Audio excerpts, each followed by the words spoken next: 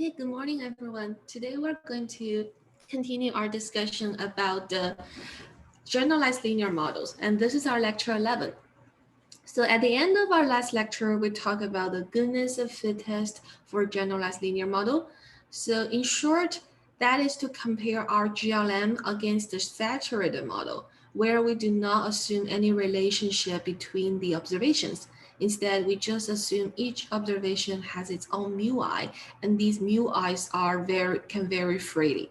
So we say that in the saturated model, the number of parameters regarding the effect on the mean is n. So we have mu1 to mu(n) as our n parameters.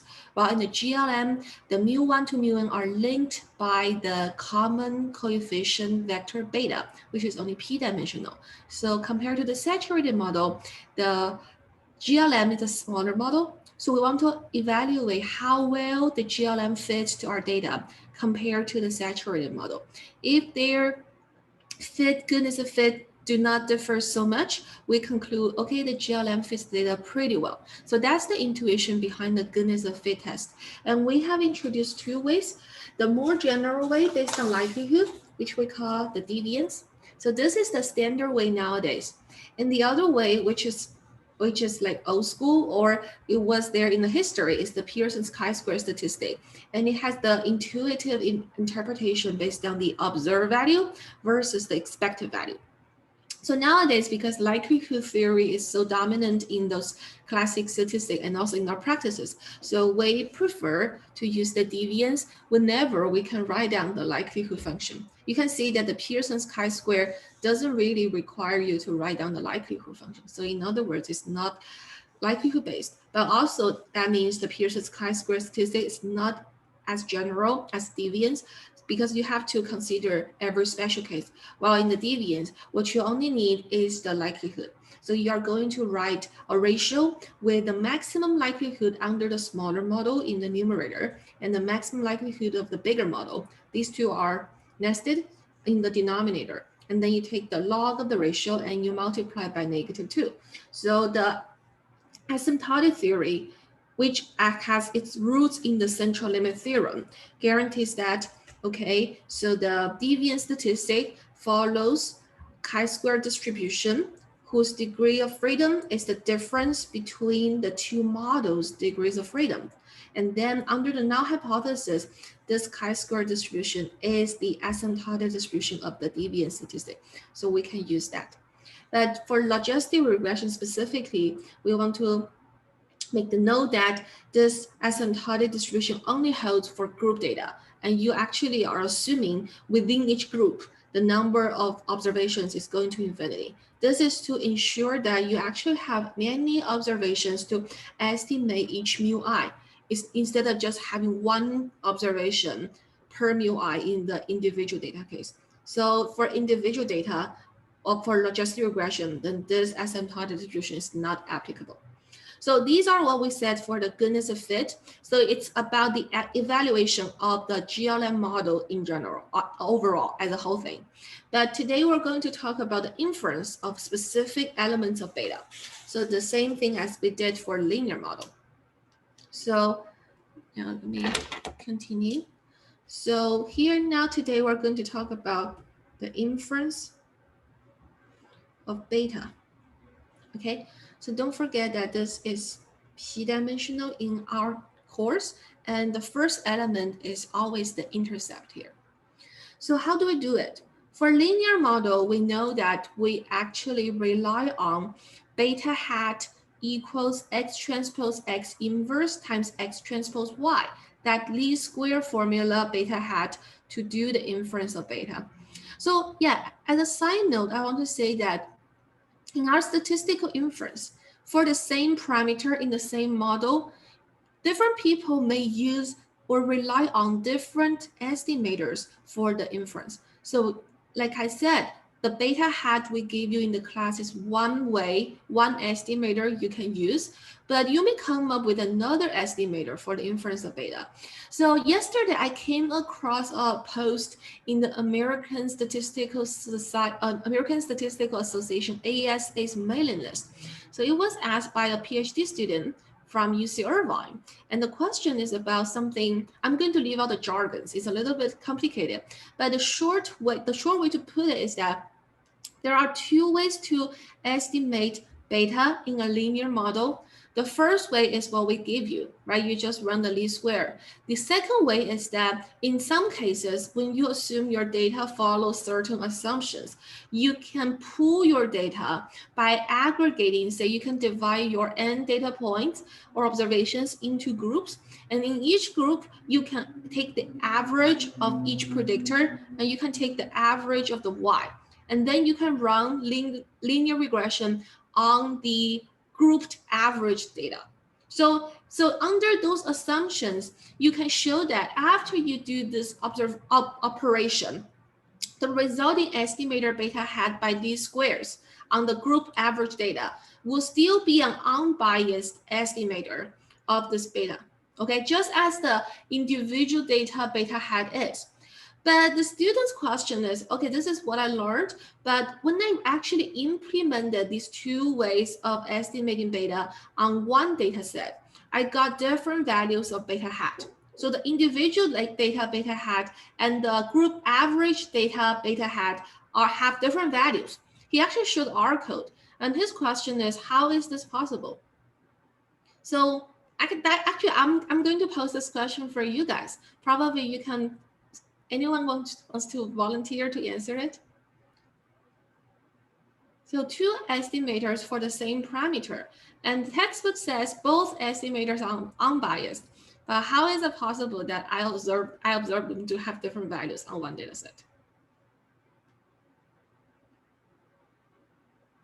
I guess bias is only a property of repeated samples in a frequentist perspective. Yeah, so that's the bias is about the expectation, right? So both statistics can be unbiased, but on a particular data set, which means they only have one observation or one realization each, it is very natural that their realizations do not equal to each other. Yeah, that's just the case of, this is actually related to what we call the frequentist statistic. We talk about the properties of an estimator based on its average performance. It's not about a particular realization. I think this is the same thing as we talk about for the hierarchical ANOVA table. So we said that the F statistic over there is not the same as the F statistic we usually use. The reason is about the denominator. So it's actually which one you use for estimating sigma squared, sorry. And so that's actually on our CSLE, and you can check that out, but the same issue. So both statistics can be valid or unbiased, but like they can take different realizations. Okay, so coming back to our main thing, the inference of beta. Yeah. Quick question. Does the grouped average version have a higher variance because you lose some information by averaging within the groups? Not necessarily, because the averages themselves were still computed from many data points. So your effective sample size is actually the same.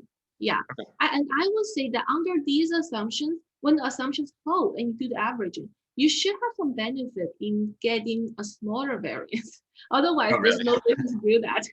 Okay. Yeah. Yeah, thank you for the question. Okay, then how do we do it? So for GLM, it's a little more complicated because we know that our beta hat does not have a closed form formula as we did for linear model. So remember, we derive the beta hat using the iterative reweighted least square, IRLS, which is a special case of Fisher scoring applied to the log likelihood of GLM, the canonical link function GLM. So we're going to utilize that to help us do the inference. So what we recall is that, let's say we are in our k+1th iteration to update our beta hat value. So recall that we actually have this beta hat value at k+1th iteration written as a weighted least square formula.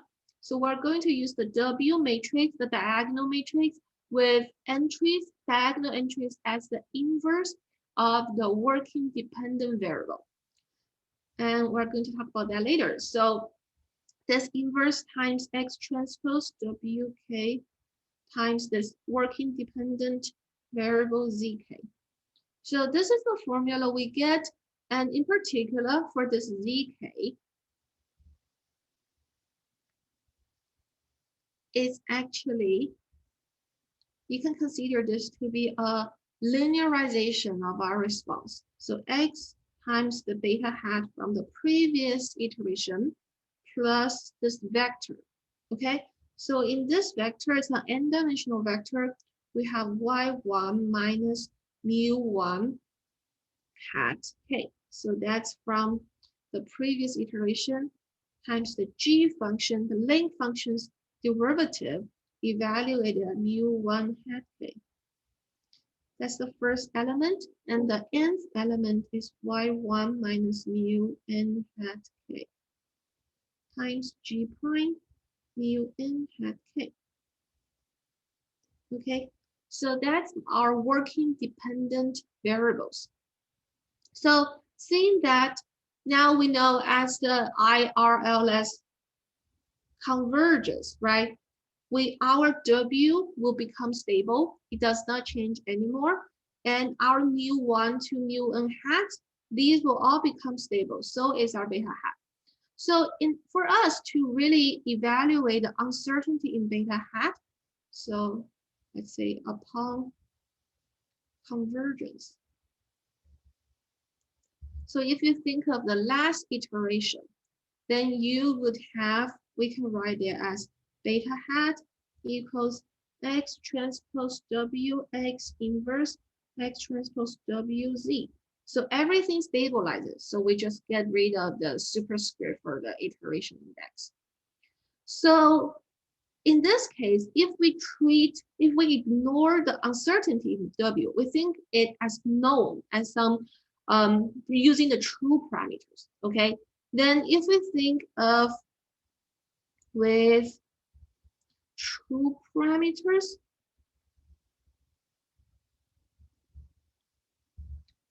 the only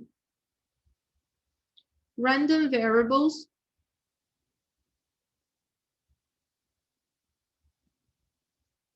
are just y1 to yn, as we assume in our model. So in this case, the only random thing in the above formula is the z. Because you can see the y1 to yn is only in the z formula, and we are using the true parameters for other things in the formula. So therefore, under this assumption, we would have the variance covariance matrix of beta hat. Just use our formula, the formula we used before. So it's actually, this is a constant variance, this is a constant matrix. We get it out, and we have a variance covariance matrix of z, and then we multiply by the transpose of this constant matrix on the right. That's the thing we're going to use. So we have x transpose w x inverse x transpose w times the various covariance matrix of z times the transpose of the left, that's w times x, and then we have the inverse because this is symmetric, so we have it here again. Then we're going to use the fact that w is actually the, variance of z, because here we are actually taking z1 to zn and their variances. And also looking at the formula of z, we can see that because its variance comes from y1 to yn, given that we assume y1 to yn are independent, okay? These are independent of each other or mutually independent. So therefore, the n elements in z are also mutually independent. So the variance of z will be a diagonal matrix with the diagonals, the ith diagonal as the variance of zi. And we know that's equal to 1 over the ith entry as diagonal entry of w. So in other words, we know that this is equal to w inverse. So with this, we can have w and w inverse canceled. Then we'll have x transpose ws in the middle. That can be canceled with one copy of the inverse. Then we are left with X transpose W, X inverse. Okay, this is the case when we know the true parameters. We can obtain this. But of course we don't. So therefore, we use the plug-in principle for our statistical inference. That is, once we derive the variance of an estimator for the unknown parameters involved in the variance formula, we plug in using the estimators of those parameters. So we call the plug-in version the variance estimate. So that is, we do the plug-in here, and we obtain a hat of variance hat, beta hat, and then we can use X transpose W, X, I put the W here to be consistent. So where you can use is from the last iteration of IRLS. So once you have convergence, you took the W from it and then you plug it in, and that's how you estimate the variance. So that's it. You see that this formula is very similar to what we had before for linear model. What's the linear model formula? Recall. If we compare the true variance, not the plug-in version of the linear model, for linear model, normal linear model, this is what?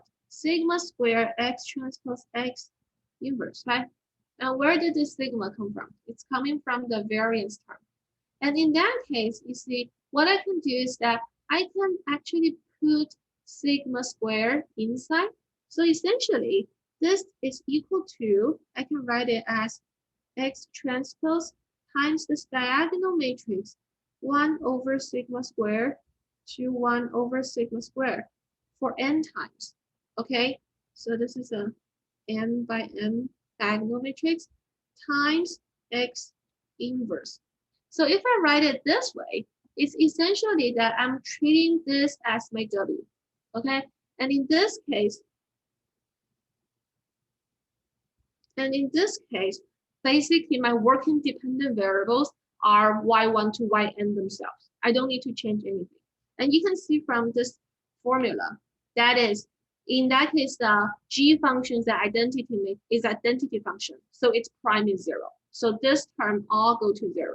And then therefore, I'm just having this, you can consider if I still do the IRLS, I'm basically updating my working dependent variable using the current parameter estimate for beta. So I'm still working with y. I'm just updating that y. So hopefully this makes sense to you. So the linear model is the simplest case of the GLM. And you can see this formula is also a special case of this formula. Okay, so now with this covariance matrix of beta hat, given this, we can talk about inference, right? Because what we want is to use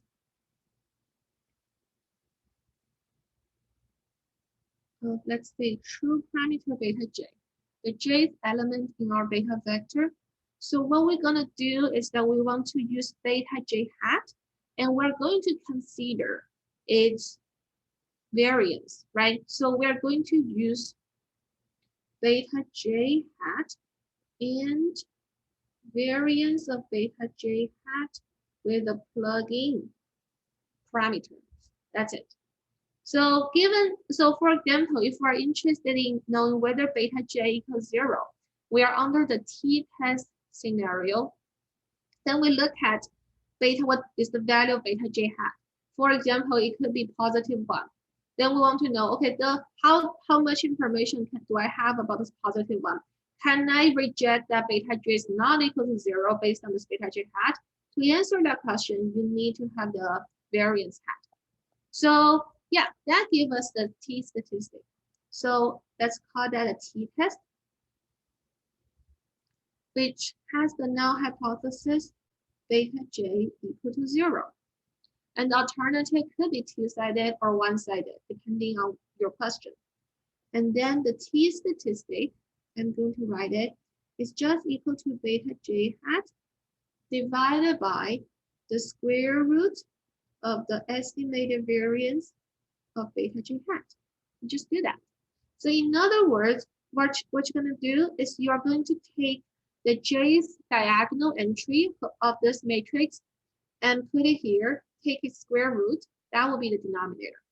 Okay, so inside the square root, this is actually the jth diagonal entry of X transpose WX inverse. That's the t-test and the t-statistic and what's its distribution. So when we are not under the normal linear model, we can only talk about its asymptotic distribution. So this test statistic under the null asymptotically is standard normal, follow standard normal distribution. Okay, so we are going to use this to compute a p-value to construct confidence interval for beta j. That's for the one-dimensional case. And for the multi-dimensional case, so if we're interested in the null hypothesis, so let me just put it here. Still, we're going to use our same notation, beta 2 equals 0, okay? It's a vector. So where we have beta written as two parts, beta 1, beta 2. So if I call the first part as P1, the second part as P2, we have P1 plus P2 equals P. And if we say that P2 is greater than 1, so we are under this vector testing case. So just like as what we did for linear model, we have two approaches here. One is to use the wall test. Okay, so for the wall test, what we're going to use is that we're going to define W as our estimator for beta 2. We call that beta 2 hat. We are going to take its weighted inner product with itself. So we're going to multiply beta 2 hat and beta 2 hat transpose and beta 2 hat. But in the middle, we're going to multiply the part for its own variance covariance matrix, and we're going to take the inverse. So here what we're going to do is that we're going to look at this part, the variance covariance matrix of beta hat as a whole. So in other words, the inverse of this part is not, okay, I'm going to put it here. So this part is going to be, I'm going to write the variance hat of beta hat inverse, okay? So for the inverse of the beta hat variance as a whole, I'm going to write it as four parts. So probably I'll just call this as V11, V12, V21, and V22. Okay, so together, this is a P by P dimensional, and specific to this part, it's going to be P2 by P2 dimensional. So the lower block diagonal matrix. So what I'm going to put here is actually V22. So I'm going to take this part as the thing to scale its beta 2 hat transpose times beta 2 hat. So the weight is going to go to the middle. And what I want to say is that this is different from this matrix here is different from, how should I put it? So probably, let me give you another notation. So if I have variance hat of beta hat, if I give this also a block representation. So if I call this C11, C12, C21, and C22, okay? So like this part, I can consider it to be the variance hat of beta 2 hat. I have this. And what I want to say is that here, this V22, yeah. So what I want to say is the V22 is not equal to the C22 inverse. That's what I want to say. So if you take the inverse of a matrix, it's so that and if you take the inverse first, and then you pick this block diagonal matrix out, after the inverse. It's not like you pick the block diagonal of the pre-inverse matrix and just pick the inverse in the block. So they are not equal to each other. You know, the reason is that when you take the inverse, these two things will also affect V22. So V22 does not only depend on C22. And that's a very general fact for linear algebra when you take the matrix inverse. And so here, what we need is that we are going to need a V22 instead of the C22 inverse. The reason, actually, I didn't emphasize this for the linear model part, so that's why I'm making it up. So the reason why we need V22 is because we cannot ignore that when we are estimating beta 2, we are also estimating beta 1. So we cannot ignore this fact. If you ignore this fact and pretend that beta 2 is the only parameters to be estimated, there's some issue out there. So essentially, you must consider all the parameters in your model for their joint estimation. And in our homework, we actually had a problem related to this. So that means even though you may believe some parameters in your model are 0, but including them or do not include them will affect the inference of other parameters. In general, the more parameters you estimate in your model, the more uncertain you are about one particular parameter. So that is, the existence of beta 1 will actually make you more uncertain about beta 2 hat. The reason is that you only have certain number of data points. So you can consider the number of data points as your budget, and then you can consider the number of parameters in your model as your cost.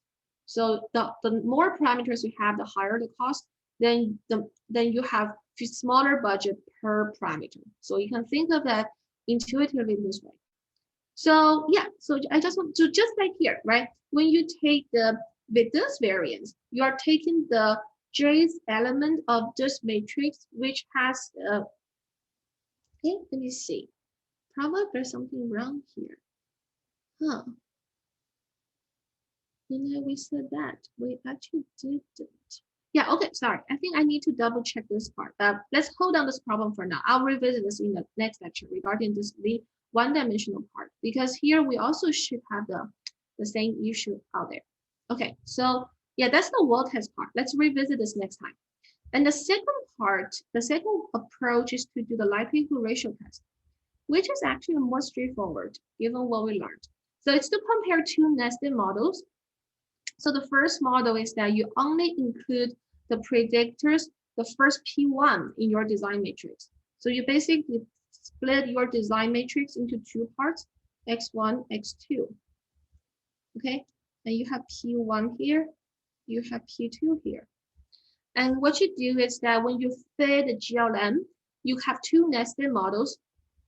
The smaller model is to use X1 only as the predictors, and the full model is to use X. So then your deviance statistic, the log likelihood ratio test statistic. So we actually call that negative log lambda. That's the likelihood ratio. So we can show that this is just equal to the deviance of using the X1 only minus the deviance of X1 plus X2 only.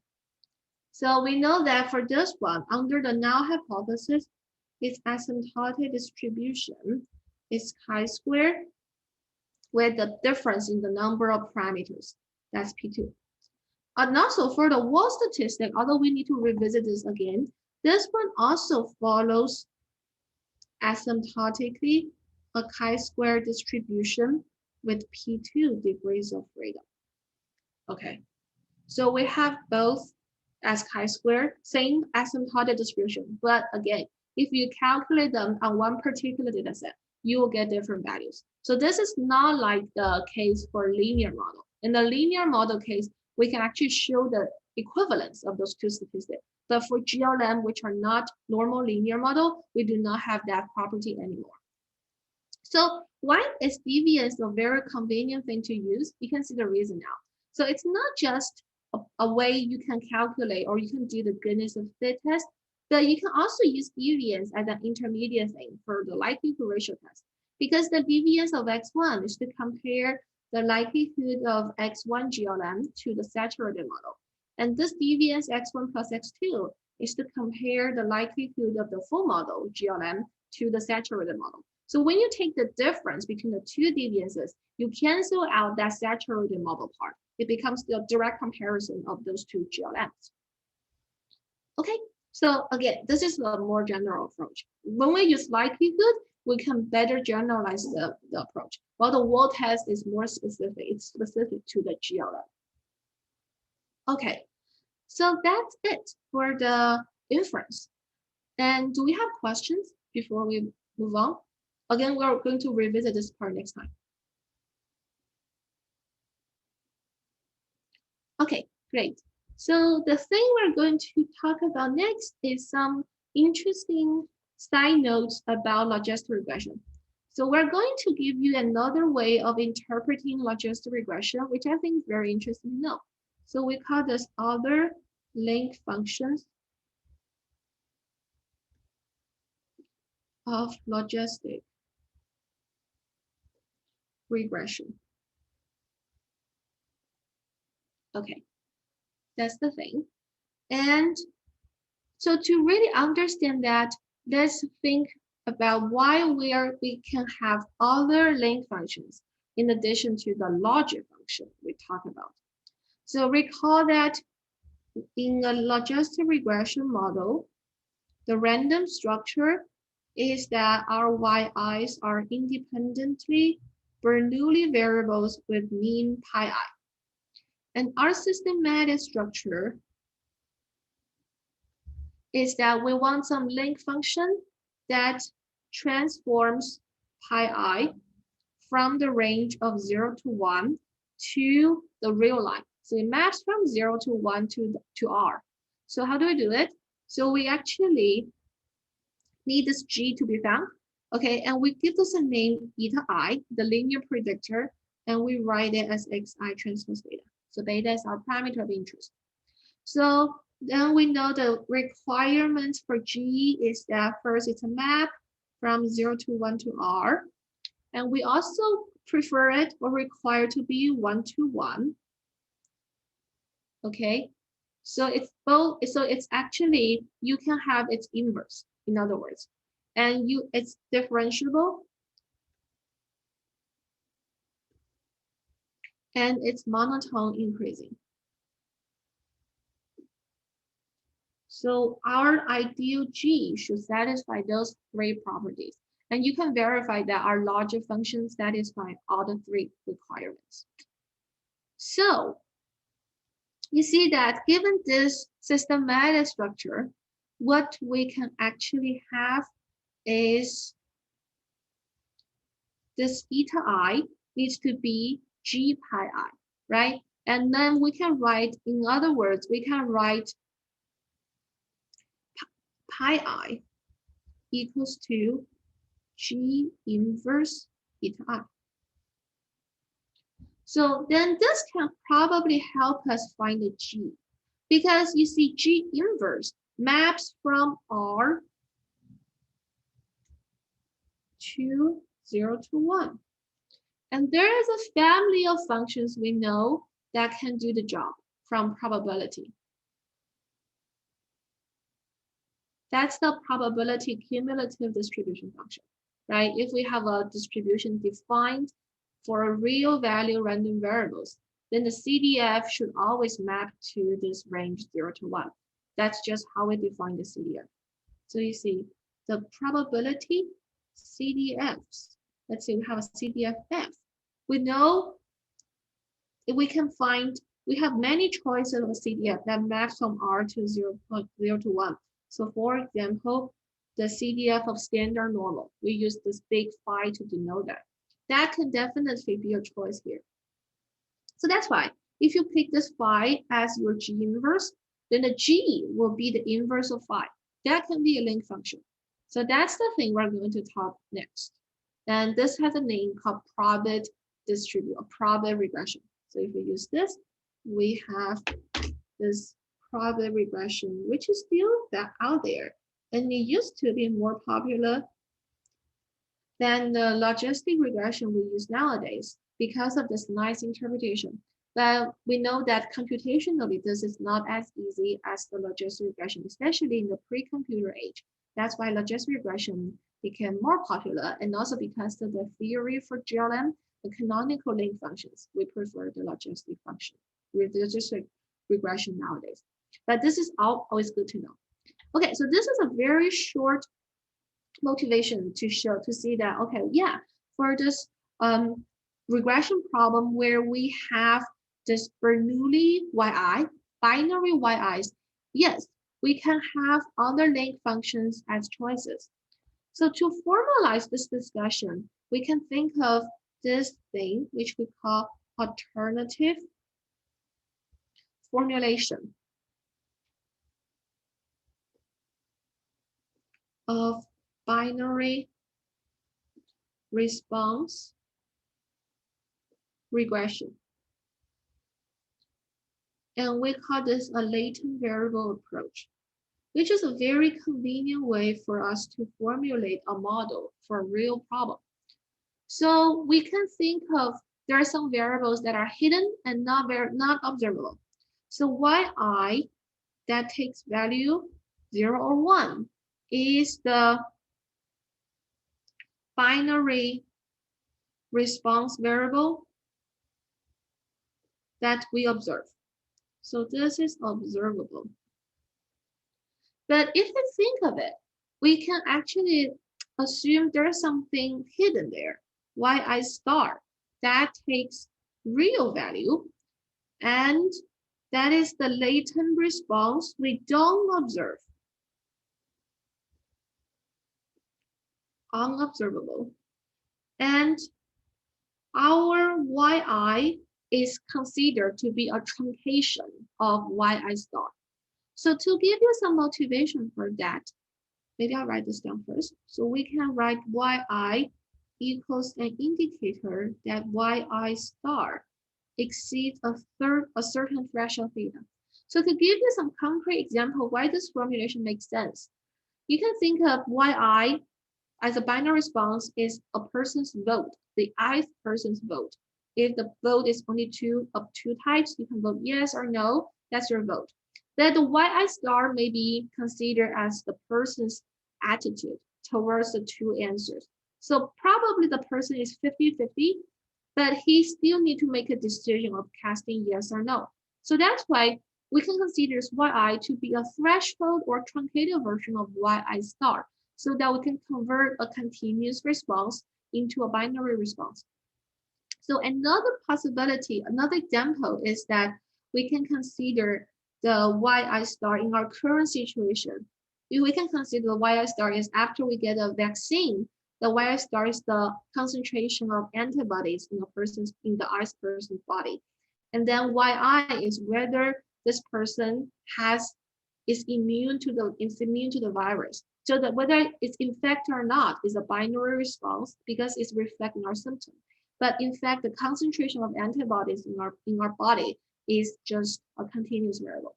So hopefully these are reasonable motivation to you. So the reason we propose this latent variable is because for latent variable being real value, we can directly assume that it has a linear model with our predictors. So then we can have a linear model for yi star, and then we can just do the truncation to obtain our yi. Okay, so for this part, right, then you have a question. Is this threshold going to be estimated? Actually, we can simplify the problem by eliminating this threshold. Why can we do that? You can see that this formulation is not invariant to, it's invariant, I should say. It's invariant to the linear transformations of yi star and theta. So you can see that I can actually write this as a times yi star plus b greater than a times theta plus b. So I can do the linear transformation on my yi star and also on my threshold. So you see that there are many choices for the a and b, and this remains to be hold. So then you see, for simplicity,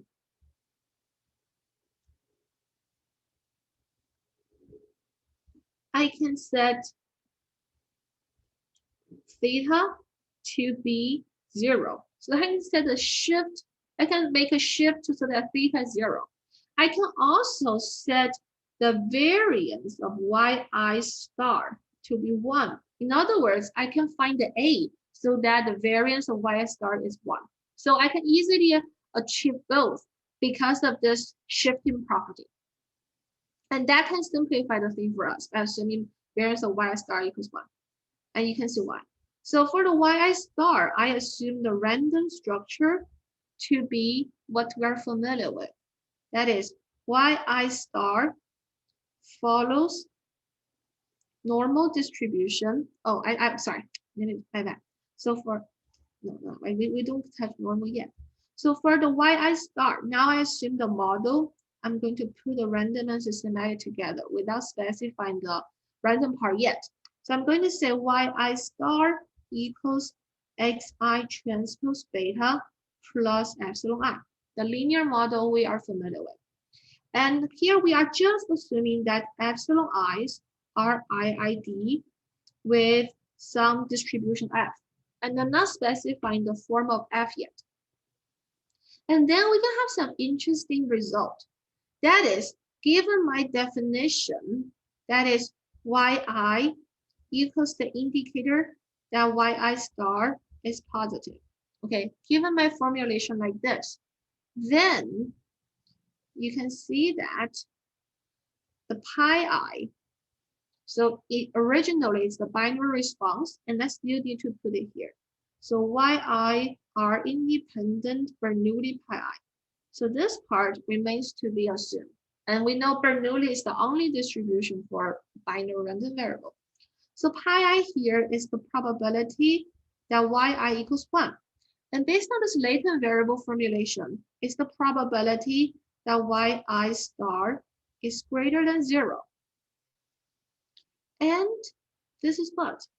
Given that we have yi star equals this, so this is basically, I put it inside, it's eta I greater than negative xi transpose beta. Okay, and given our systematic structure, that is eta I, so still here, eta I is equal to xi transpose beta. I can write this probability epsilon I greater than negative eta I. Okay, and now I'm going to use that epsilon I follow f. So this actually gives me, I'm going down here, is 1 minus f at negative eta I, because it's greater than here. So putting it together, you see that I would have eta I equals to negative f inverse 1 minus pi I. Okay, so you see I'm connecting eta I to this. And this is what? This is exactly the systematic structure I would need, right? This is what we call G pi I. So I can basically find I can basically find G, the length function, from this F inverse function. So we can do that. And furthermore, from this line, okay, from this line, if I have F to be symmetric about 0, so that is eta I, epsilon I has a symmetric distribution around 0, then we know, just like if you think in your mind, we have a normal distribution, which is symmetric about 0, then this right tail probability has a symmetric left tail probability. So if this epsilon I is symmetric around 0, about 0, then this right tail can be written as the left tail as the probability that epsilon is less than eta I by symmetry. Okay, and then this is equal to just f eta I.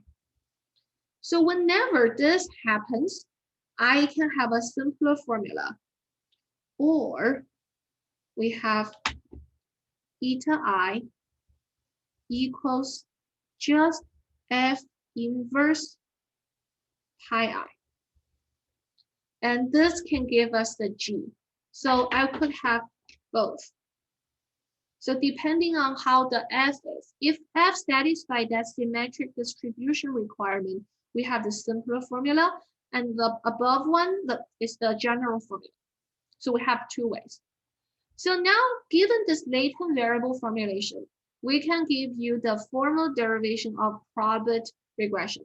So just depending on how we specify the F, we can find a corresponding link function for this binary response problem. So example one is, of course, to use standard normal as our F. Okay, so F, whenever it's standard normal, the simplest distribution we learn, then F is denoted as this big phi, right? And because this F satisfies the symmetric property about 0, then G is just the inverse of phi. Okay, and we call this probit regression. Okay, and we want to make note that why this nice simple formulation is not computationally so easy, require that in our IRLS algorithm, a key function we use a lot is the G prime, the first order derivative of G. We need that for the working dependent variable. And here you can see that if we take the derivative G, we're actually taking the derivative of the inverse of phi. And we know that this inverse of phi itself does not have a closed form formula. If we check it out, you can check, okay, this is defined as an integral, and this doesn't have a closed form formula. So this is difficult to compute by hand. So that's why in the pre-computer age, this is not really preferred. But now with computer, the computation for probit regression is no longer an issue. So we still have it in our R function for logistic regression. And the second example is what we have learned, the logistic. So to assume that we actually, have, I should write this. This is not a really good way to write it. I should say epsilon I. Yeah, I think this is better. Epsilon ID follows standard normal and F equals that.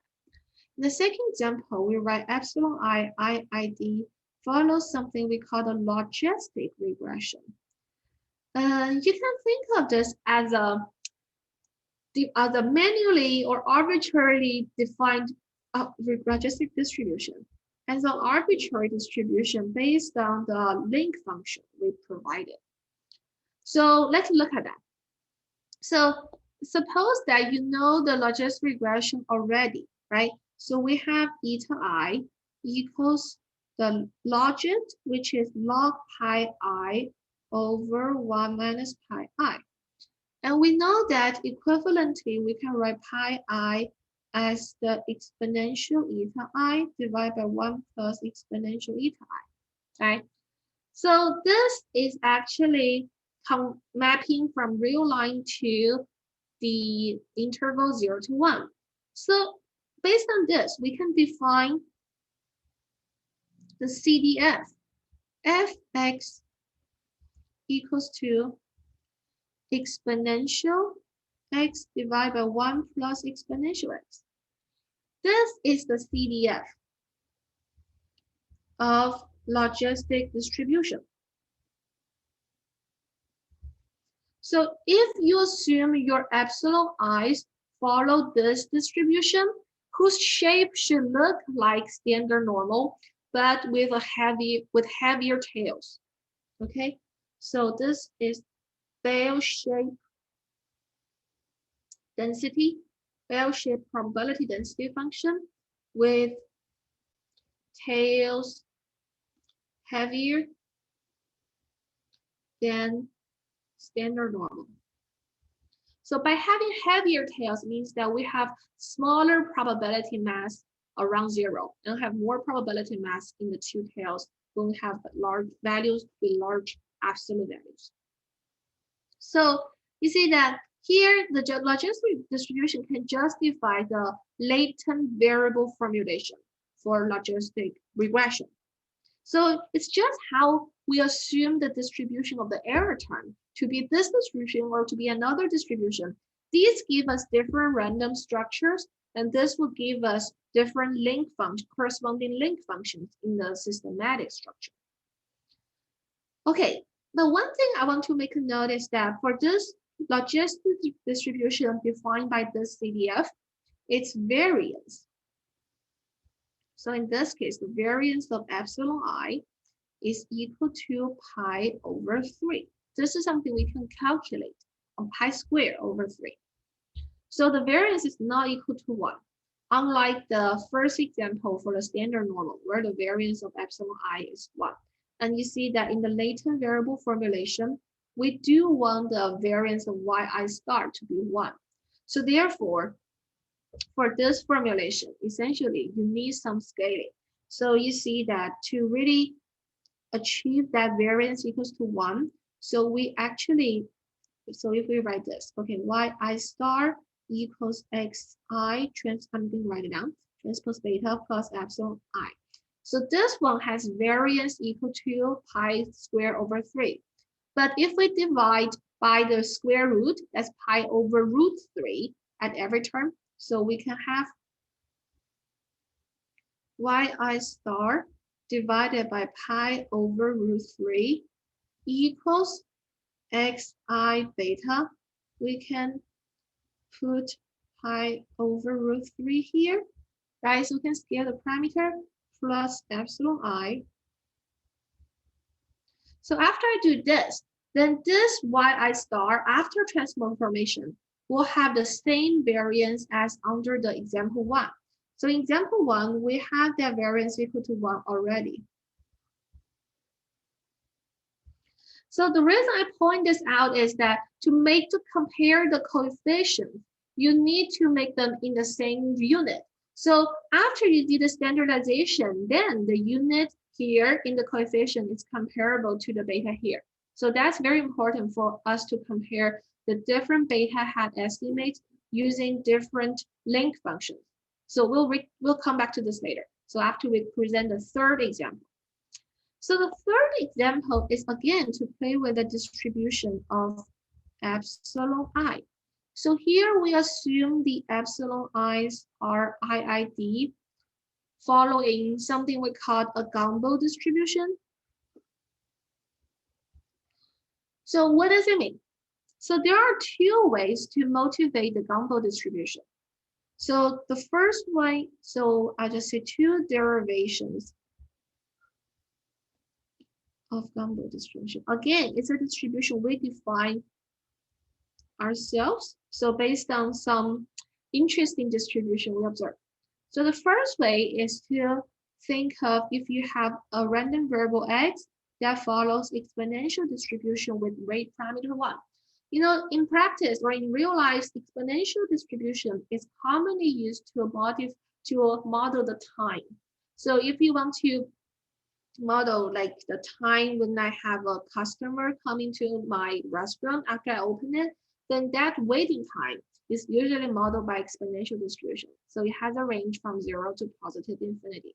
And this rate actually determines how long you're going to wait, right? So we know the for the exponential distribution, the expected of x is the inverse of the rate parameter. So the larger the rate, the smaller the expectation. Or means if you expect to have a large customer density, then the wait time before the first customer is going to be short. So this is the x. And then the Gumbo distribution is defined as the distribution of log x. So that's the first derivation of Gumbo distribution. So you can see that exponential is something covers from 0 to infinity, and its shape is like, I'm going to draw it just, its shape is usually like this. Okay, that's exponential distribution. But you know that for Gumbo distribution, you have something more interesting. That is, it can take a negative value. When your x is between 0 and 1, then log x will be negative. And when x is very positive, very largely positive, then log x can shrink the value. So in other words, the Gumbo will make the log x distribution, or log x will have a distribution which has more like a bell shape around 0, but it's not symmetric around 0, unlike Gaussian, unlike logistic. So this is a bell shape, more like a bell shape, but not symmetric around 0. This is something to know. You can play with it by plotting a Gumbo distribution in R, and then you can see how it looks like.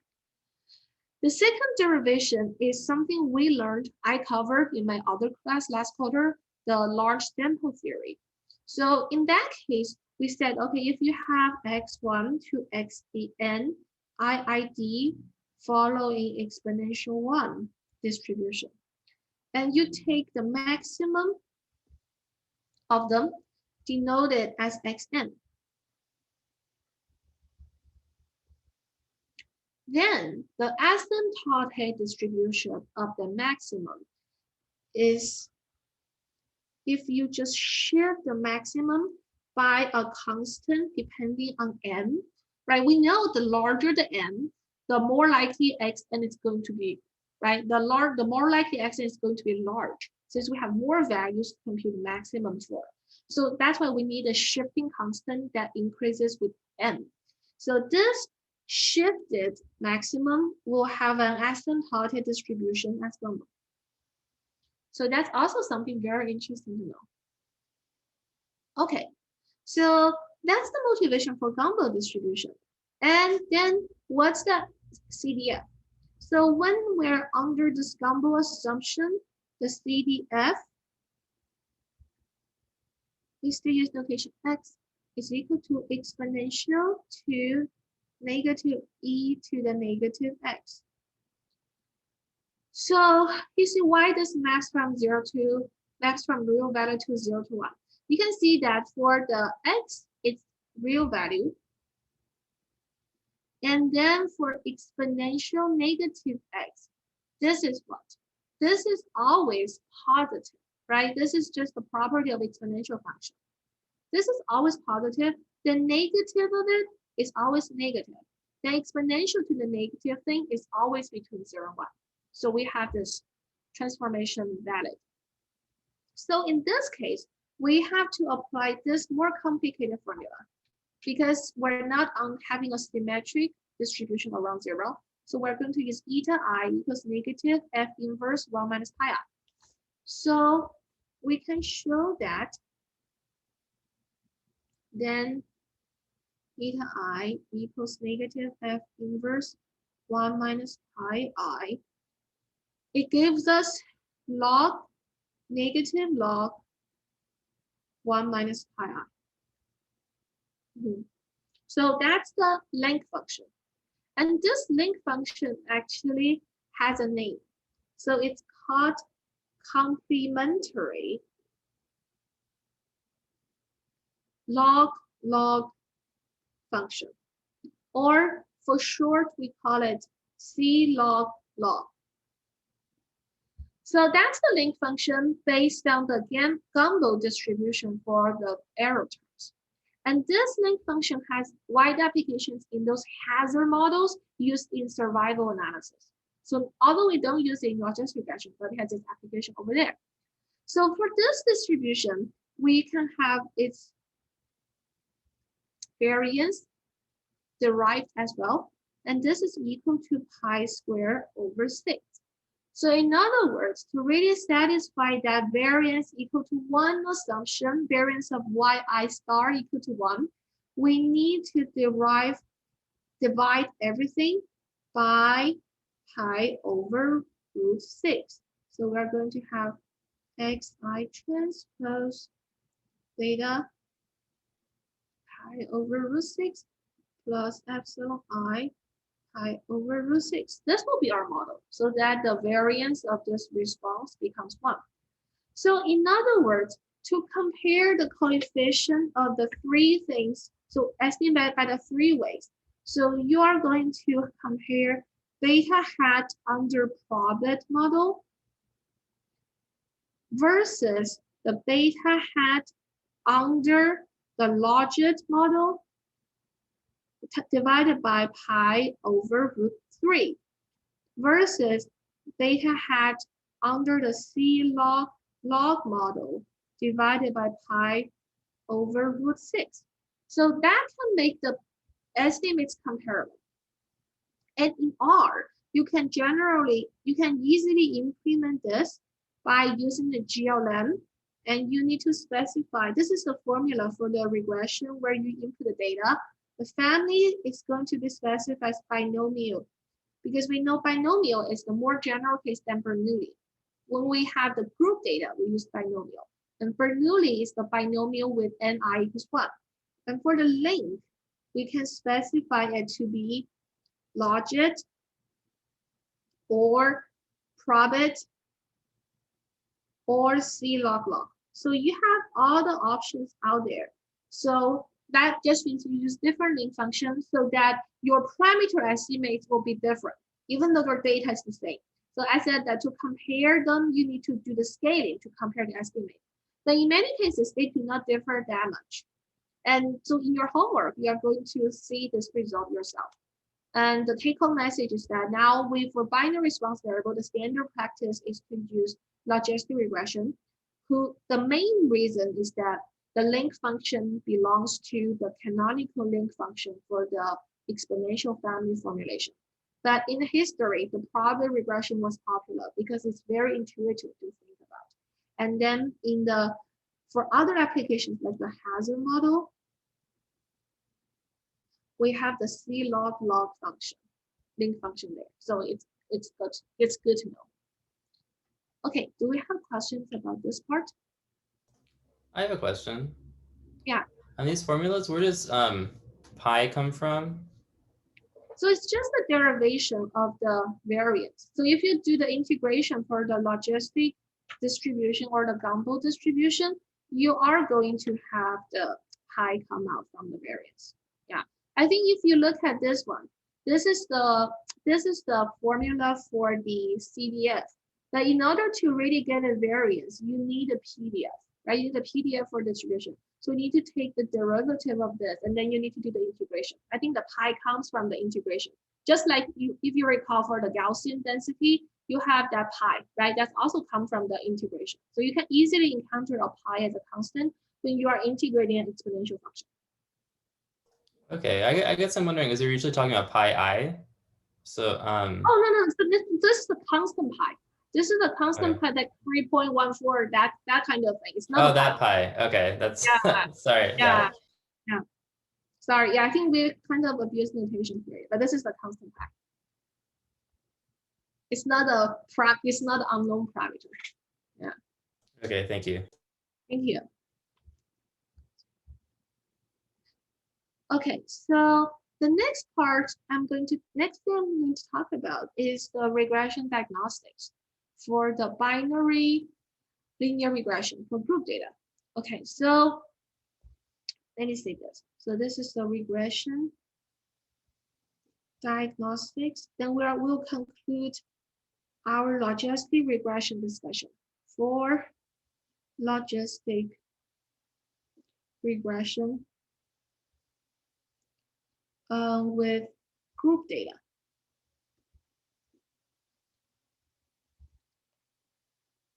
So again, we are going to look at the residuals, just like we did for linear model. So for the residuals, there are two types of residuals in the literature. So the first one is the more historic classic one, or older one, Pearson residuals. So the Pearson is the same Pearson in the Pearson's chi-square statistic. So it's very intuitive. It's the ith term. After we take the square root, it's the square root of the ith term in the Pearson's chi-square statistic. So how do we define it? It's defined as just, I'm going to give it a notation pi. It's just defined as yi, the observed response, minus mu I hat, the expected response from the GLM, logistic regression, divided by the standard error of yi. So we will have the standard deviation of yi, plug in standard deviation of y, mu I hat minus ni minus mu I hat divided by ni. Okay, so we know this is the variance of yi if we assume mu I is known. And now we just do plug in by changing mu I to mu I hat. So that's it. So it's just a standardization. We subtract its mean, we divide by standard deviation. And we know that by the central limit theorem, we would have PI converge in distribution to standard normal as all our ni's go to infinity, as ni goes to infinity. So that's the first type of residual we define. So therefore, the rule of thumb for evaluating whether a residual for a particular observation is too big, we compare it to the standard normal. So the rule of thumb is to check whether the absolute value of PI is greater than 2. We know 2 corresponding to the standard normal is close to 1.96. So after bigger than 2 or less than -2, we have probability together as only 0.05. We consider these to be really large values in standard normal. So if we fall into those two tails, it's a very small probability. So that's how the rule of thumb comes from. Okay, that's the Pearson's residual. And the second type of residual is called the Deviance residual. Again, this is relying on our likelihood theory and the definition of deviance. So the deviance residual is going to be the ith term in the deviance formula. Okay, so the ith term in the deviance formula. So in the formula, we have a thing like I go from 1 to n, a summation. So we are going to take the ith term out. So specifically, the di for the deviance residual will take this form. Let me see. Oh, sorry, I should say it's the square root. Yeah, I forgot to say the square root of the ith term. So the deviance formula is going to be 2 times yi. So the 2 comes from that deviance 2 times yi times log yi divided by mu I hat. That's the first term. Second term, ni minus yi times log of ni minus yi divided by ni minus mu I hat. Okay, that's the deviance. So what's the motivation here? This thing is still going to be asymptotically standard normal. So the motivation for that is, if you think of you can think of this way. So the deviance formula itself is approximately chi-square, right? It's approaching to chi-square and following what? Following chi-square distribution with degrees of freedom as n minus p. So that's the difference in the parameter number between saturated model and GLM. But we know that when n goes to infinity, n minus p is basically n is dominating. So when n is dominating, we can think of this deviance as approximately a summation of n IID normal, standard normal variable square. So that can give us a motivation. Okay, each DI is going to be more like independently standard normal. So that's the intuition behind that. So that's why for this deviance residual, the contribution of the ith variable, ith observation to the overall deviance still use the rule of thumb by looking at how large it is, whether it's absolute. Here is the absolute value. Right, I can just say this. The absolute, I don't need absolute because it's square. DI greater than 2. Yeah, I just check this. So yeah, so that's the thing about the deviance residual. And then we have the standardized Pearson residual. Okay, so now we are in the topic where we want to standardize this. So this is just from linear model. We learned this and now we borrow it to use it in GLM. So what you can see here is that in the Pearson's residual, I'm going to call standardized Pearson residual. So over here, if you look at this denominator, you can clearly see that we only consider the variance of yi. So variance of yi, we can show it's equal to mu I times ni minus mu I divided by ni. And then we do plugging. But we definitely ignored the mu I hat variance. This part's variance is not there. Okay? So if we consider the variance of yi minus mu I hat by treating mu I hat as a random variable, then we can actually show that this is actually a research paper from 1981, Annals of Statistics, shows that it can be considered as approximately 1 minus HII, which I'm going to define, times the variance of yi. So if you recall that we use this notation as in the hat matrix, the ith entry in the hat matrix for linear model. So here, the hat matrix, we can have another version for GLM. So we can define W hat or square root. So this means that for the matrix W, we take the square root of each of its diagonal entry. And the resulting diagonal matrix, we use this notation, times x transpose WX inverse times x transpose W1 half. So if I write this H matrix this way, and HII is the ith diagonal entry. So if I do that, then this figure shows that we can use Taylor expansion to show this is approximately this variance. Okay, and then this gives us a motivation, just as in the linear model. That is, different I will have different variances that depend on this H. So therefore, a simple fix is to compute this using the W we obtained from the IRLS, and then redo the scaling. So then the standardized Pearson's residual would just be equal to the Pearson's residual divided by the square root of 1 minus HII. So we just do a further scaling to correct for the hat matrix. Yeah, that's the standardized Pearson residual. And you see that the meaning is very similar to what we have seen before. And of course, here this HII is also what we call the leverage before.